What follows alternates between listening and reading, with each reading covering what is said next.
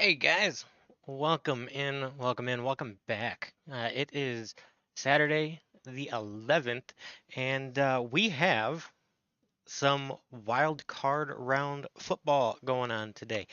Um, I was just gonna publish this as a regular video. However, I feel like doing this one live. So before we get started, I mentioned it at the end of my last live. I want to mention it in the beginning of this one. Um, we started this channel roughly week 4 of the NFL. Obviously, everybody knows that we do mostly Chicago sports content here. But in the first 13 or 14 weeks, we went and gained 49 subscribers, and you guys have been leaving comments and liking videos and giving me points on how to make my content a little bit better. I really appreciate that. You guys are awesome. I didn't expect to gain 50 subscribers in just the length of one NFL season. I'm looking forward to the Cub season coming up because there will be a lot more steady flow of content, being that the Cub season is 162 games. There's a game practically every day. They're usually off on just Thursdays. So for me, it is, I have nothing but gratification for all of you guys for allowing me to grow as quick as I did. I know that in the grand scheme of things, with all the other YouTubers out there, 50 subscribers may not be a lot, but to me, that's more people than I'm used to talking to. I'm used to just talking to my dad or my brother on the phone about Bears stuff, and you guys have really kind of allowed me to get better with my speaking personally, and I do appreciate that. On another note, I do have a secondary camera. It is my laptop webcam.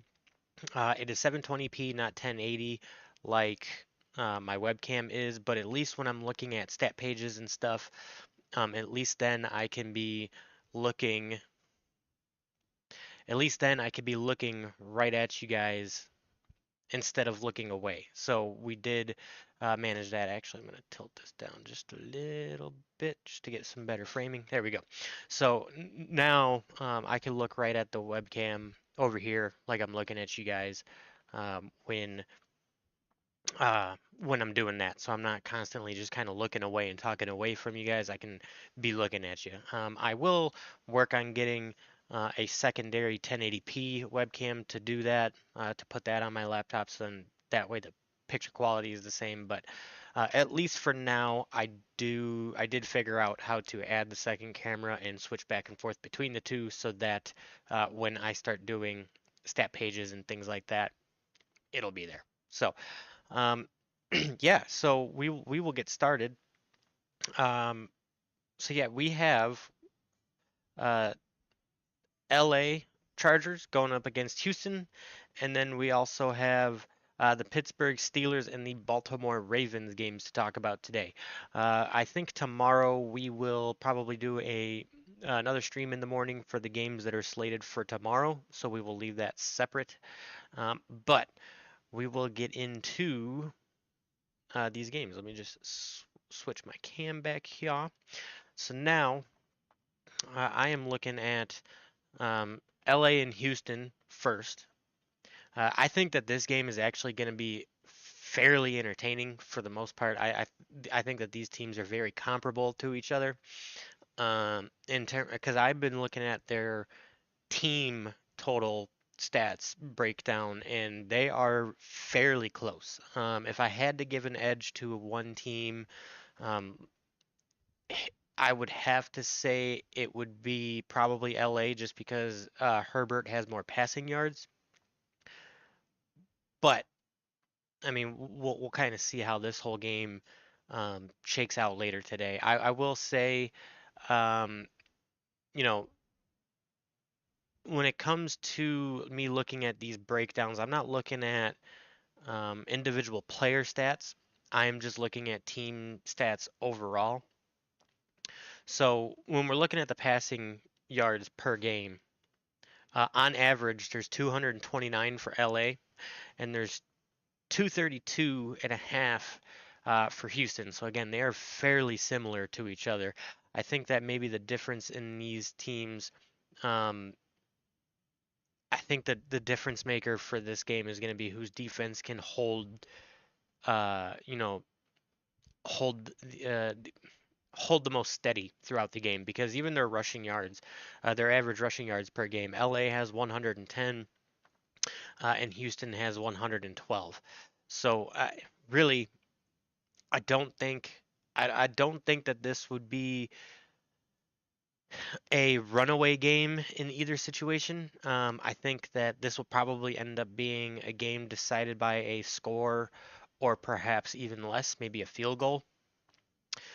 Um, but I mean, these two teams, in my opinion, are fairly close. I'm gonna go ahead and take LA over Houston just because during the regular season they did have one more win. I'm gonna go ahead and say that this game will probably be a lower scoring game, perhaps 28-21 or maybe 28 to like 25. I feel like that this would be a game probably decided by a field goal. Again, I'm going to go ahead and say that Herbert probably goes like 24 of 30 and throws for probably right around his average yards per game, maybe a little more. I'll put him in at like 280 yards. CJ Stroud, I will put him down probably around the same completion wise. He'll probably go somewhere 25 for 30, maybe 30 for 35. I will put him down for 300 yards though, because he does have a slightly higher average, but he has also had a couple of bigger games as compared to Justin Herbert, so he may end up with more passing yards throughout the whole game. But again, I think that this game will come down to probably a field goal, and I do have Los Angeles winning this game. Like I said, looking at these two teams, stats wise, comparison wise throughout the season, they're extremely comparable to each other. Like I said, I mean their average passing yards per game, their average rushing yards per game, they're extremely close. Again, the edge actually would go to Houston combined yards if you combine backup quarterbacks and all that thing. Their total yards is 3,952 for Houston and 3,901 for LA. Their rushing yards, team totals, 1,909 for Houston, 1,882 for LA. And then receiving, again, Houston just got them beat 3,952 to 3,901. But again, I do think that LA may have the advantage here. I understand that it's at home for Houston, but I think that Herbert is just a more he is a more what do you want to not smooth, not like smooth, but consistent. He's a little bit more consistent. If I want to break down just their quarterback stats, Justin Herbert has an average of 7.7 yards per attempt. CJ Stroud has 7, and if I look at just the solo quarterback for Herbert and Stroud, Herbert actually has him beat in yards per game by 12 yards, or I'm sorry, 8 yards, 227.6 to 219.2. Justin Herbert also has more touchdowns. He has less interceptions and less sacks. I think that that's going to be the. I think that's kind of the key number there. I think that LA has just slightly has a better offensive line than Houston. But then again, like I said, this game's also in Houston, so that might play into Houston's favor, which is why I think again it'll be a very low scoring game. Perhaps um, perhaps we could flip that score. Maybe Houston wins by 3, but I myself have Los Angeles moving on to the divisional round. So, yeah, so with that, before we get into the next game for today, again, I just want to reiterate to all you guys that I will be doing the postseason um, predictions and reactions. I will probably do most of the reactions. I'll probably do those in video form instead of live. I should post one tonight for today's games. I should post one tomorrow night for Sunday's games. And then Monday night, I'll either do it right after the game or first thing when I get home from work on Tuesday. So that video should be up right around 2:30 or so. But again, I will be going through the entire postseason, and then for my Bears fans, we will still be doing Bears videos. I'll try to do one every week with the Bears because with the Cubs season coming in, they're reporting for spring training very soon. The Cubs content will pick up, but there is still Bears news that's floating out there, and there will be roster moves that happen from the practice squad to, all the way up to the 54 man. So I will still be doing Bears content for you guys.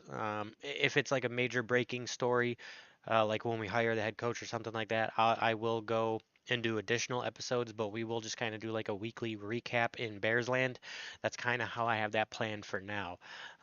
But what we will do now is we will get into the second slated game for today, and that is Pittsburgh and Baltimore. And you know what? I find it very hard pressed that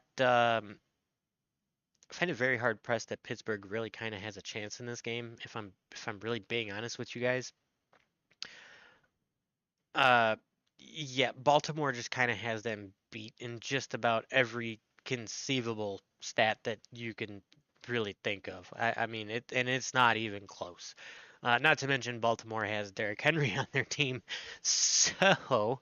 Uh, Yeah, I mean Derrick Henry, he's got Pittsburgh's number one rushing yard leader beat by like 900 yards. Receiving has Pittsburgh's top beat by 100 yards. It's really just they got more interceptions. I mean Russell Wilson had been sacked more, and he wasn't even in for the entire season. So that's also kind of what they're dealing with. But I will break this down similar to what I just did with um, the LA game. We'll go through the whole team stats, and then I will give my prediction on who's going to win this game. Again, I'm kind of favoring Baltimore for this one. And then is this game? Yeah, this game is in Baltimore, so there's also that too.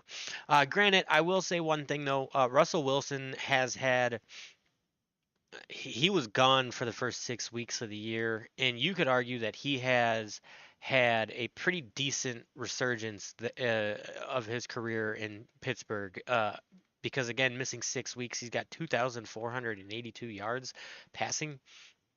I would say that he'd probably be floating around the he'd probably float around the 3,500 to maybe 3,750 mark if he was there all season. Justin Fields was serviceable for him while he was out. Uh, they just said that he wasn't able to win them enough games. So even though he went 4-2 for them, but yeah, I would Russell Wilson has had a little bit of a resurgence there in Pittsburgh, which good for him. It's good to see that he is still relevant. So if we're looking here at the passing stats, passing Baltimore has 4,189 and Pittsburgh has 3,607. So definitely give that category to Baltimore. If we go down here to rushing, uh, Baltimore has 3,189, and which Derrick Henry accounts for 2/3 of that. And let's see here, Pittsburgh has 2,166. So Derrick Henry actually has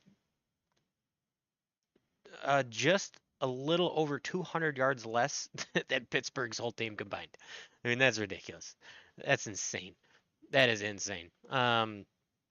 Receiving, this should be pretty much right in line with the quarterback passing stats. But yeah, 4,189 and 3,607. So again, I think that Baltimore is just the more well-rounded team. They're the more consistent team. Again, if we're looking at Lamar Jackson's in line for another MVP.